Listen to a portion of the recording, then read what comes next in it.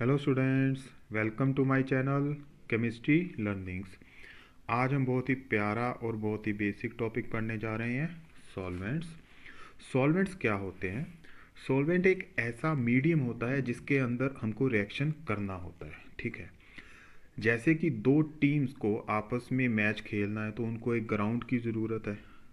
वैसे ही अगर दो रिएक्टेंट्स को आपस में रिएक्ट करना है तो उनको भी एक ग्राउंड की ज़रूरत है, and that ground is provided by solvent. तो solvent is a medium in which reaction is to be carried out, जिसके अंदर रिएक्शन होता जा रहा है, वो क्या होता है? सॉल्वेंट। तो सॉल्वेंट कुछ नहीं है, एक एनवायरनमेंट प्रोवाइड करता है वो दो रिएक्टेंट्स को आपस में रिएक्ट करने के लिए। तो सॉल्वेंट इतना इम्पोर्टेंट होता है कि सॉल्वेंट कई बार डिसाइड करता है कि किस तरह का प्रोडक्ट बनेगा, ठीक है। अभी मैं सिर्फ इसका इंट्रोडक्शन दे रहा हूँ। हम इसके टाइप्स और इसमें डिफरेंट टाइप्स ऑफ सॉल्वेंट्स के स्ट्रक्चर्स भी पढ़ेंगे। पहले हम इसका इंपॉर्टेंस देख लेते हैं एक एग्जांपल लेके। देखो, ये फिनोल है। फिनोल का जब हम हैलोजिनेशन करते हैं, ब्रोमिनेशन करते हैं in the presence of non polar solvent carbon disulphide, तो नॉन पोलर सॉल्वेंट में जब हम इसका हैलोजिनेशन करते हैं तो हमको दो प्रोडक्ट मिलते हैं, एक पैराब्रोमोफिनोल और एक ऑर्थोब्रोमोफिनोल। ये मेजर होता है और ये माइनर होता है, ठीक है। ऑर्थोब्रोमोफिनोल माइनर होता है। तो लेकिन अगर हम इस नॉन पोलर सॉल्वेंट की जगह पे कोई पोलर सॉल्वेंट यूज़ कर लें, जैसे कि वाटर यूज़ कर लें, तो हमको जो प्रोडक्ट मिलता है वो ट्राई सब्स्टिट्यूटेड फिनोल होता है। 2,4,6 ट्राई ब्रोमोफिनोल मिलता है हमको। तो आप देख सकते हो कि जब हमने सॉल्वेंट चेंज किया, नॉन पोलर से पोलर सॉल्वेंट हमने लिया, तो प्रोडक्ट बिल्कुल चेंज हो गया। यहाँ पे हमको मोनो सब्स्टिट्यूटेड प्रोडक्ट मिल रहे थे और यहाँ पे हमको ट्राई सब्स्टिट्यूटेड प्रोडक्ट मिल रहा है। तो इसका मतलब क्या है? Solvent is very important. Solvent decide कर रहा है कि हमको किस तरह का प्रोडक्ट मिलेगा। अब थोड़ी सी बात कर लेते हैं कि सॉल्वेंट को हम किस बेसिस पे चूज़ करते हैं, कि हमको कौन सा सॉल्वेंट यूज़ करना है। वैसे जब हम इसका स्ट्रक्चर्स आगे जाके पढ़ेंगे तो आपको ये चीज़ ज़्यादा डिटेल में समझ आएगी, लेकिन अभी स्टार्टिंग में मैं बता देता हूँ कि हम सॉल्वेंट किस बेसिस पे चूज़ करते हैं। हम सॉल्वेंट इस बेसिस पे चूज़ करते हैं कि हमको हमारा डिज़ायर्ड प्रोडक्ट मिले, हमारी मर्ज़ी का प्रोडक्ट मिले। जैसे कि आप यहाँ पे देखो, अगर हमको मोनो सब्स्टिट्यूटेड प्रोडक्ट चाहिए तो हम कार्बन डाइसल्फाइड यूज़ करते हैं एज सॉल्वेंट। लेकिन अगर हमको ट्राई सब्स्टिट्यूटेड प्रोडक्ट चाहिए तो हम सॉल्वेंट कौन सा लेंगे? Polar solvent. तो हम अपनी प्रोडक्ट कौन सा चाहते हैं उसके बेसिस पे हम डिसाइड करते हैं कि हमको कौन सा सॉल्वेंट यूज़ चूज़ करना है। दूसरा कि हमको इसमें जो प्रोडक्ट मिल रहा है उसकी मैक्सिमम यील्ड मिले, यानी कि वो ज़्यादा से ज़्यादा अमाउंट में बने प्रोडक्ट। इस बेसिस पे भी हम यूज़ करते हैं कि हमको कौन सा सॉल्वेंट यूज़ करना है, ठीक है। आगे चलते हैं टाइप्स ऑफ सॉल्वेंट्स पे।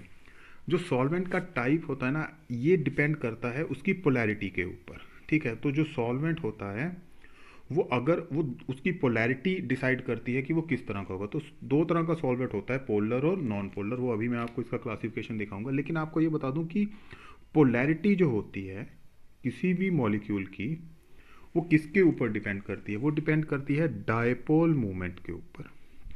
डायपोल मूवमेंट के ऊपर डिपेंड करती है। डायपोल मूवमेंट को हम किससे डिनोट करते हैं? म्यू से, ठीक है। जो डायपोल मूवमेंट होता है, dipole movement is equal to charge. तो अगर किसी मॉलिक्यूल में चार्ज की इंटेंसिटी ज़्यादा है तो इसका मतलब उसका डायपोल मूवमेंट भी ज़्यादा होगा। इसका मतलब वो मॉलिक्यूल उतना ही ज़्यादा क्या हो जाएगा? पोलर हो जाएगा, ठीक है। जैसे कि मैं एक एग्जांपल लेता हूँ वाटर की। तो वाटर में आप देख सकते हो ऑक्सीजन इलेक्ट्रोनेगेटिव है, इसके ये इलेक्ट्रॉन अपनी तरफ पुल करके रखती है, तो इसके ऊपर नेगेटिव चार्ज, और हाइड्रोजन के ऊपर क्या रहता है? Positive charge. तो ये जो चार्ज सेपरेशन जितना ज़्यादा होता है उतना मॉलिक्यूल क्या हो जाता है? पोलर हो जाता है, और उसमें डायपोल मूवमेंट जो होता है वो उतना ही बढ़ता चला जाता है। आप देख सकते हो dipole movement is directly proportional to charge. तो ये चार्जेस जितने ज़्यादा होंगे डायपोल मूवमेंट उतना ही ज़्यादा होता चला जाएगा, ठीक है। तो जो क्लासिफिकेशन है सॉल्वेंट्स का, वो हम किसके बेसिस पे करते हैं कि वो कितना पोलर है या फिर उसमें कितना डायपोल मूवमेंट है, ठीक है। अब देखो, जिन सॉल्वेंट्स के अंदर डायपोल मूवमेंट ज़ीरो होगा या फिर अप्रॉक्सीमेटली ज़ीरो होगा, यानी कि ज़ीरो के आसपास होगा, बहुत कम वैल्यू होगी जिसमें डायपोल मूवमेंट की, उन सॉल्वेंट्स को हम क्या बोलते हैं? Non polar solvents. जिन सॉल्वेंट के अंदर डायपोल मोमेंट की वैल्यू ज़्यादा होगी, यानी कि is not equal to zero, काफ़ी ज़्यादा होगी, जैसे कि 1.8 हो सकती है, 2 हो सकती है, 3 हो सकती है, तो उनमें पोलैरिटी उतनी ज़्यादा होगी और वो वाले सॉल्वेंट क्या कहलाएंगे? Polar solvent. तो दो तरह का सॉल्वेंट अब हम पढ़ने जा रहे हैं, नॉन पोलर और पोलर सॉल्वेंट। इसका क्लासिफिकेशन विद एग्जांपल अभी हम डिस्कस करते हैं। Types of solvents. जो सॉल्वेंट का क्लासिफिकेशन है वो किस बेसिस पे किया गया है? On the basis of dipole movement या पोलैरिटी। जिनमें डायपोल मूवमेंट जीरो है उनको हम बोलते हैं नॉन पोलर सॉल्वेंट, और जिसमें जीरो नहीं है, थोड़ा ज़्यादा है, उनको हम क्या बोलते हैं? Polar solvent. तो ये दोनों एक एक करके हम डिस्कस करेंगे इनकी क्लासिफिकेशन। तो पहले हम क्लासिफिकेशन पढ़ते हैं पोलर सॉल्वेंट्स की। पोलर सॉल्वेंट दो तरह का होता है, कौन सा? Polar protic and polar aprotic solvent. ठीक है, पोलर प्रोटिक सॉल्वेंट वो होता है, इसके नाम से ही पता चल रहा है, प्रोटिक। प्रोटिक का मतलब जो कि प्रोटॉन दे सके। प्रोटॉन क्या होता है? H positive. जिन सॉल्वेंट्स के अंदर प्रोटॉन एसिडिक हाइड्रोजन प्रेजेंट है तो उनको हम बोलते हैं पोलर प्रोटिक सॉल्वेंट। तो हम ये कैसे पता करेंगे कि इसमें H पॉजिटिव जो है वो एसिडिक है या नहीं है? तो वो आपने एक पैटर्न याद रखना है, कौन सा? FON। इन तीनों में से अगर किसी के भी साथ हाइड्रोजन बॉन्डेड है तो तो उस तरह के सॉल्वेंट को हम क्या बोलेंगे? Polar protic solvent. अगर वो फ्लोरीन के साथ जुड़ा है तो भी वो एसिडिक है, ऑक्सीजन के साथ जुड़ा है या नाइट्रोजन के साथ जुड़ा है। ठीक है, मैं इसकी कुछ एग्जांपल्स करवाता हूँ आपको। जैसे कि वाटर है, अगर आप वाटर में देखोगे तो हाइड्रोजन किसके साथ जुड़ा होता है? ऑक्सीजन के साथ जुड़ा होता है। ठीक है, this is the example of polar protic solvent. ठीक है, और जैसे कि एल्कोहल। ठीक है, एल्कोहल में भी हाइड्रोजन किसके साथ जुड़ा होता है? ऑक्सीजन के साथ। हाइड्रोफ्लोरिक एसिड, इसमें हाइड्रोजन किसके साथ जुड़ा है? फ्लोरीन के साथ। या फिर अमोनिया। ठीक है, अमोनिया में जो हाइड्रोजन है वो किसके साथ जुड़ा हुआ है? नाइट्रोजन के साथ। ठीक है, तो अगर FON इनमें से तीनों में से किसी के साथ भी हाइड्रोजन जुड़ा हुआ होगा तो उस तरह के सॉल्वेंट को हम क्या बोलेंगे? Polar protic solvent. तो उसकी एग्जांपल्स क्या क्या हैं स्टूडेंट्स? उसकी एग्जांपल है water, water, alcohol, ammonia, hydrofluoric acid और इवन फिनोल। फिनोल का आपको पता है स्ट्रक्चर, उसमें भी आप देख सकते हो कि OH होता है। ठीक है, रिंग के ऊपर, तो उसमें भी H जो होता है वो किसके साथ जुड़ा हुआ होता है? ऑक्सीजन के साथ। ठीक है, अब बात करते हैं पोलर एप्रोटिक सॉल्वेंट्स की। ये जो सॉल्वेंट्स होते हैं ना, ये पोलर जरूर होते हैं, यानी कि इनमें चार्ज सेपरेशन जरूर होगा, इनमें पॉजिटिव और नेगेटिव चार्ज दोनों प्रेजेंट होते हैं, पोलैरिटी बहुत ज़्यादा होती है, लेकिन इसमें कोई भी ऐसा हाइड्रोजन नहीं होता जो कि इलेक्ट्रोनेगेटिव एलिमेंट के साथ जुड़ा हुआ हो। वो ज़्यादा अगर इसमें जो हाइड्रोजन होता है वो कार्बन या इस तरह किसी एलिमेंट के साथ जुड़ा होता है जो ज़्यादा इलेक्ट्रोनेगेटिव नहीं है।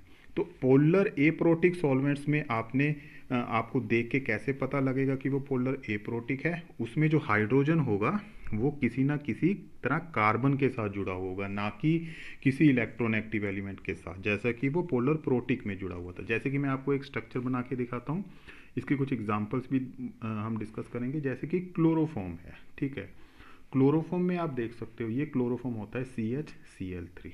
ठीक है, तो आप देख सकते हो इसमें हाइड्रोजन किसके साथ जुड़ा हुआ है? कार्बन के साथ। या फिर इसकी दूसरी एग्जांपल कौन सी है? Acetone. Acetone is acetone is the example of polar aprotic solvent. यहाँ पे भी आप देख सकते हो जो हाइड्रोजन है वो किसके साथ जुड़ा हुआ है?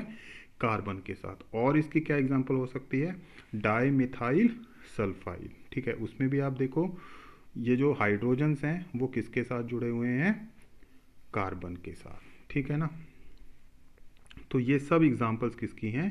पोलर एप्रोटिक सॉल्वेंट की। इसमें हाइड्रोजन कार्बन के साथ ही जुड़ा होगा, और पोलर प्रोटिक में जो हाइड्रोजन होगा वो FON, इन तीनों में से किसी के भी साथ जुड़ा हुआ हो सकता है, यानी कि पोलर प्रोटिक में H पॉजिटिव एसिडिक होगा।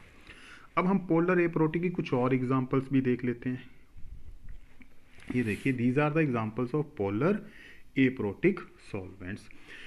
फर्स्ट एग्जाम्पल है DMSO। DMSO क्या होता है? Dimethyl sulphoxide. तो सल्फर के साथ डबल बॉन्डेडली ऑक्सीजन जुड़ा हुआ है, इसको हम बोलते हैं डाई मिथाइल सल्फो ऑक्साइड। इसमें भी आप देख सकते हो जो हाइड्रोजन्स हैं they are bonded to carbon, not to any electronegative element. Second example is di methyl formamide, इसको हम शॉर्ट में DMF भी बोलते हैं।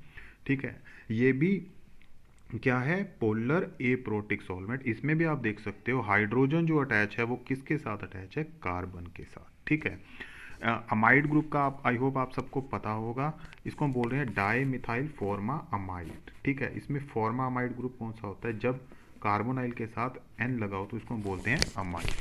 ठीक है, so this is di methyl फॉर्मा amide. Next example is DMA, dimethylamide. ठीक है, इसको बोलते हैं डाई मिथाइल अमाइड।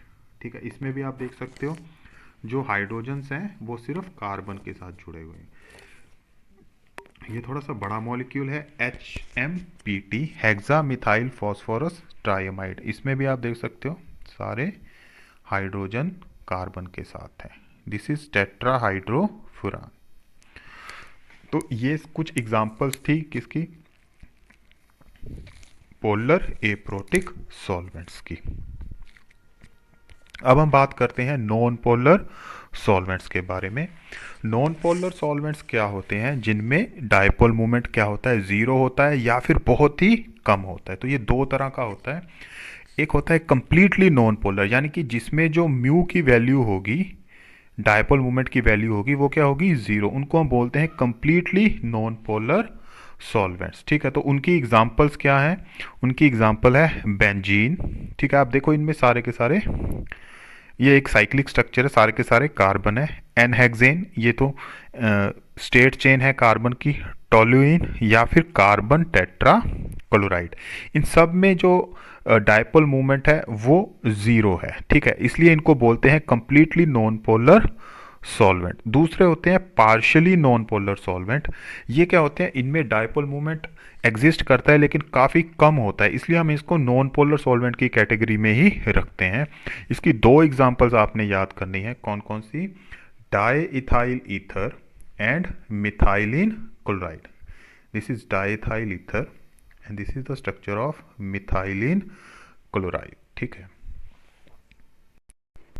स्टूडेंट, अब हम पढ़ने जा रहे हैं कि जो पोलर प्रोटिक सॉल्वेंट है और जो पोलर एप्रोटिक सॉल्वेंट है वो कहाँ कहाँ यूज़ होते हैं। ठीक है, उससे पहले हमें ये समझना पड़ेगा कि सॉल्वेशन क्या होता है। सॉल्वेशन एक तरह की घुलने की प्रक्रिया है। It is a type of dissolving a solute into a solvent. अगर हम किसी चीज़ को, किसी सोल्यूट को सॉल्वेंट में डिज़ोल्व करते हैं तो क्या होता है कि जो सोल्यूट होता है उसमें जो कैटायन और एनायन प्रेजेंट होते हैं वो किसी तरह का आकर्षण या विकर्षण, अट्रैक्शन या रिपल्शन करते हैं किसके साथ? सॉल्वेंट के मॉलिक्यूल के साथ, जिसमें कि हम उसको डिसॉल्व कर रहे हैं। This process is known as solvation. ठीक है, अब इस डेफिनेशन को हम यहाँ पे इम्प्लीमेंट करेंगे किस में? सपोज करते हैं कि हमारे पास सोडियम क्लोराइड है, नमक है हमारे पास, उसको हम वाटर में डिसॉल्व करते हैं तो क्या होगा?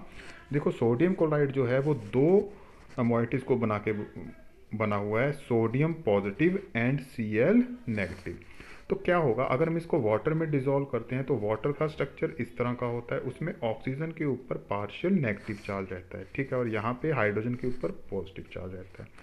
तो जो सोडियम होगा, सोडियम पॉजिटिव जो कि कैटायन है, वो वाटर के ऑक्सीजन के साथ इलेक्ट्रोस्टैटिक अट्रैक्शन करेगा। इलेक्ट्रोस्टैटिक अट्रैक्शन मतलब जो चार्ज की अट्रैक्शन होती है, पॉजिटिव और नेगेटिव चार्ज की अट्रैक्शन होती है। तो सोडियम के ऊपर जब पॉजिटिव चार्ज होगा तो इसको बहुत सारे वाटर के मॉलिक्यूल इस तरह से घेर के खड़े हो जाएंगे। ठीक है, इस तरह से इसको चारों तरफ से घेर के खड़े हो जाएंगे क्योंकि इसके ऑक्सीजन के ऊपर नेगेटिव चार्ज है। ठीक है, तो ये जो प्रोसेस है कौन सा? ये पॉजिटिव चार्ज वाला सोडियम और ये ऑक्सीजन जो कि नेगेटिव चार्ज है, इनके बीच में जो अट्रैक्शन हो रही है इसको हम बोल रहे हैं सॉल्वेशन। अब देखो हमारे पास प्रोटिक पोलर सॉल्वेंट है, कौन सा? वाटर। ठीक है, उसमें हमने डिसॉल्व किया है सोडियम क्लोराइड को। तो इस तरह से वो सोडियम को अपने अपने एक केज लाइक स्ट्रक्चर बना के उसको अपने अंदर डिसॉल्व कर लेंगे। इसको हम क्या बोलेंगे? Cationic solvation. ध्यान देना बेटा, इसको हम बोलते हैं कैटाइनिक सॉल्वेशन। ठीक है, ऐसा ही कुछ क्लोराइड आयन के साथ भी हो सकता है, क्योंकि सोडियम क्लोराइड हमने डिसॉल्व किया है तो क्लोराइड के ऊपर तो नेगेटिव चार्ज है, तो वाटर में जो H होगा उसके ऊपर कौन सा चार्ज है? पॉजिटिव। ठीक है, तो अब इस केस में क्या होगा? इसमें जो वाटर का H पॉजिटिव है वो इस क्लोराइड के साथ अट्रैक्शन करेगा। कौन सी? इलेक्ट्रोस्टैटिक अट्रैक्शन करेगा, वो भी इसको घेर के खड़ा हो जाएगा। इसको हम क्या बोलते हैं? एनाइनिक सॉल्वेशन या solvation of anion, anionic solvation. ठीक है, तो जो प्रोटिक पोलर सॉल्वेंट होते हैं, इसको नोट करना है, ये इंपॉर्टेंट पॉइंट है। पोलर प्रोटिक सॉल्वेंट जो हैं वो कैटाइनिक कैटाइनिक सॉल्वेशन भी कर रहे हैं और एनाइनिक सॉल्वेशन भी कर रहे हैं। ध्यान देना student, this is very important point. जो पोलर प्रोटिक सॉल्वेंट हैं वो कैटाइनिक सॉल्वेशन भी कर रहे हैं और एनाइनिक सॉल्वेशन भी कर रहे हैं। देखो, उसने क्लोराइड यानी कि एनायन को भी अपने साथ डिसॉल्व कर लिया और सोडियम पॉजिटिव को भी डिसॉल्व कर लिया। लेकिन जो पोलर एप्रोटिक सॉल्वेंट है, जैसे कि हम एग्जांपल ले रहे हैं किसकी? DMSO की एग्जांपल लेके समझते हैं। क्या वो दोनों को कर पाएंगे? क्या वो कैटायन और एनायन दोनों को डिसॉल्व कर पाएंगे? अभी देखते हैं। ठीक है, हम सोडियम का लेते हैं। सोडियम क्लोराइड को अब हमने किस में डिसॉल्व किया? ध्यान देना, हमने डिसॉल्व किया DMSO में। अभी मैंने बताया था DMSO के बारे में, डाई मिथाइल सल्फो ऑक्साइड। इसका स्ट्रक्चर कैसा होता है? इसका स्ट्रक्चर इस तरह का होता है, डाई मिथाइल सल्फो ऑक्साइड। तो डाई मिथाइल सल्फो ऑक्साइड में सल्फर के ऊपर पार्शियल पॉजिटिव चार्ज रहता है, इसको ध्यान रखना, और ऑक्सीजन के ऊपर पार्शियल नेगेटिव चार्ज रहता है। तो इसका नेगेटिव जो होगा ऑक्सीजन का, ये इस सोडियम के साथ इलेक्ट्रोस्टैटिक अट्रैक्शन करेगा। ठीक है, ऐसे एक और मॉलिक्यूल आएगा। ठीक है, उसमें भी ऑक्सीजन के ऊपर नेगेटिव चार्ज है। ठीक है, वो भी इसके साथ क्या करेगा? इलेक्ट्रोस्टैटिक अट्रैक्शन करेगा। ऐसे बहुत सारे आएंगे। ठीक है, तो क्या होगा कुल मिला के यहाँ पे भी कैटाइनिक सॉल्वेशन हो रहा है। सोडियम इज कैटायन, तो यहाँ पे DMSO यानी कि एप्रोटिक सॉल्वेंट कैटायन का सॉल्वेशन कर रहा है। अब हम देखते हैं क्या ये एनायन का सॉल्वेशन भी कर पाएगा।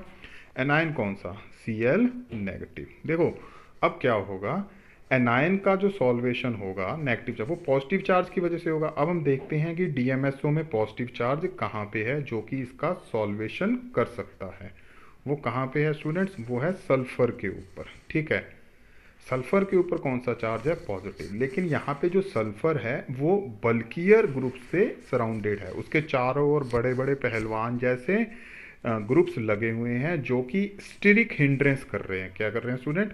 स्टेरिक हिंड्रेंस कर रहे हैं, जिसकी वजह से क्या हो रहा है कि ये इस Cl नेगेटिव के साथ कोई भी इंटरेक्शन नहीं कर पाएगा। इसका मतलब क्या है?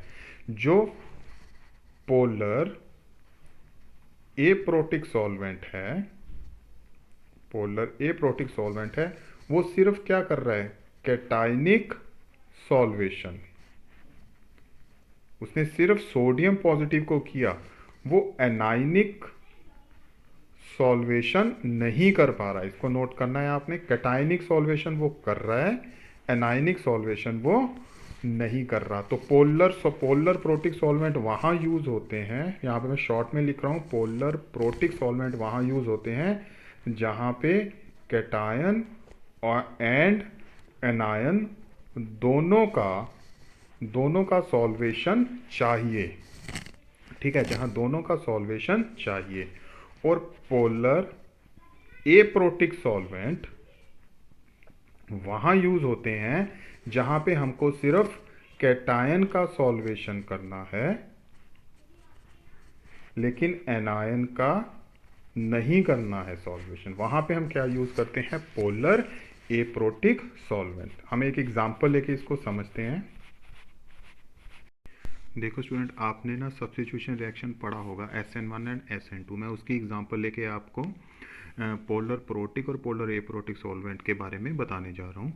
देखो ये एक SN2 रिएक्शन है, ठीक है। SN2 रिएक्शन क्या होती है, जिसमें कि 2 स्टेप में सब्स्टिट्यूशन होता है, ठीक है। ये हमारे पास 0 डिग्री या 1 डिग्री एल्काइल हैलाइड है, ठीक है। This is methyl chloride. इसके ऊपर हम न्यूक्लियोफाइल, यानी कि ये न्यूक्लियोफाइल कौन है इसमें, OH नेगेटिव, इससे हम अटैक करवाने जा रहे हैं। तो ये क्या करेगा, ये Cl को हटा के खुद उसकी जगह पे जाके बाइंड कर जाएगा। This is known as nucleophilic substitution reaction, क्योंकि OH नेगेटिव यहाँ पे न्यूक्लियोफाइल की तरह काम कर रहा है। तो अब यहाँ पे हम क्या यूज़ करते हैं, पोलर एप्रोटिक सॉल्वेंट। अब ध्यान दो, मैंने अभी क्या बताया था, पोलर एप्रोटिक सॉल्वेंट क्या करता है, वो सिर्फ और सिर्फ कैटायन का सॉल्वेशन करता है, एनायन का नहीं करता। देखो ये जो OH नेगेटिव है, ये कहीं ना कहीं से बेस से आया होगा, जैसे कि सोडियम हाइड्रोक्साइड या फिर पोटाशियम हाइड्रोक्साइड। तो क्या हुआ, ये जो पोलर एप्रोटिक सॉल्वेंट था, इसने सोडियम का तो कर दिया सॉल्वेशन, ध्यान दो, सोडियम का तो इसने कर दिया, मैंने बोला पोलर एप्रोटिक कैटायन का सॉल्वेशन करता है, लेकिन इसने OH नेगेटिव का नहीं किया। तो OH नेगेटिव वहाँ पे ऐसे ही पड़ा रहा, तो उसकी एनर्जी बहुत ज़्यादा बढ़ गई, क्योंकि उसका जो सोडियम पॉजिटिव था, जिसकी वजह से वो स्टेबल हुआ पड़ा था, वो तो पोलर एप्रोटिक सॉल्वेंट के साथ सॉल्वेशन में चला गया। तो OH नेगेटिव जो होगा, इसकी एनर्जी बहुत ज़्यादा बढ़ जाएगी, इसकी एनर्जी बहुत ही ज़्यादा बढ़ जाएगी। तो ये क्या बन जाएगा, ये एक स्ट्रॉन्ग न्यूक्लियोफाइल में कन्वर्ट हो जाएगा। स्ट्रॉन्ग न्यूक्लियोफाइल क्यों हुआ, ध्यान देना, क्योंकि पोलर एप्रोटिक सॉल्वेंट ने इसके साथ जो सोडियम था, Na पॉजिटिव था, उसका सॉल्वेशन कर दिया, इसको छोड़ दिया। अब इसका नेगेटिव चार्ज को कॉम्पनसेट करने वाला कोई नहीं बचा, तो ये नेगेटिव चार्ज बढ़ेगा, एनर्जी बढ़ेगी, ये स्ट्रॉन्ग न्यूक्लियोफाइल की तरह काम करेगा। तो जितना ये स्ट्रॉन्ग न्यूक्लियोफाइल की तरह काम करेगा, उतना ही ज़्यादा ये शिद्दत से क्या करेगा, न्यूक्लियोफिलिक सब्स्टिट्यूशन रिएक्शन, ठीक है स्टूडेंट। इस तरह से हम क्या करते हैं, हम सिर्फ उसके एनायन की एनर्जी को बढ़ा रहे हैं by using polar aprotic solvent. अब हम बात करते हैं कहाँ पे यूज़ होते हैं polar protic solvent. Polar protic solvent वहाँ पे यूज़ होते हैं जहाँ पे हमको डर होता है कि जी रिएक्शन जो है वो रिवर्सिबल ना हो जाए, वहाँ पे हमको कैटायन और एनायन को घेर के खड़े होना है, ठीक है। जैसे कि मैं आपको एक एग्जांपल खुद बना के दिखाता हूँ। अब आपको SN1 याद होगा, उसमें क्या होता था, वहाँ पे हम टर्शरी एल्काइल हैलाइड लेते थे, मैं यहाँ पे RR लिख रहा हूँ, टर्शरी एल्काइल हैलाइड लेते थे, ठीक है। उसके ऊपर अगर हम OH नेगेटिव का अटैक करवाते थे, याद करो, तो ये बाय स्टेप रिएक्शन होता था। पहले Cl नेगेटिव निकलेगा यहाँ से, जब यहाँ से Cl नेगेटिव निकलेगा तो क्या बनेगा, ध्यान दो, तो कार्बोकैटायन का जनरेशन होगा इस तरह से। ये देखो, ये कार्बोकैटायन का जनरेशन हुआ, प्लस एक एनायन का भी जनरेशन हुआ।